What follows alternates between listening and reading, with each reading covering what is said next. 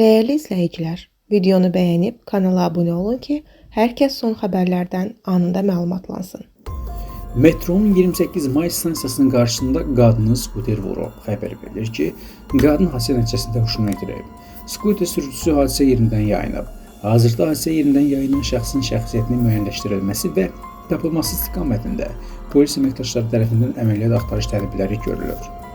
Bakıda gənc oğlan evində ölü halda tapılıb. Xəbər verilir ki, hadisə Sabunçu rayonu Kütahxana qəsəbəsində qeydə alınıb. Qəsəbə sakini 24 yaşlı Qəhrəmanov Fəxri Fərhadoğlu'nun meyiti yaşadığı evdə aşkarlanıb. Onun hansı səbəbdən öldüyü bilinmir. Məlumata görə Qəhrəmanov Fəxri Fərhadoğlu 2-ci Qarabağ müharibəsi iştirakçısıdır. O, su qovşanının azad olmasına görə medalla təlif olunub. Allah rəhmət eləsin, yaxınların nəzərlərinə səbir diləyirik.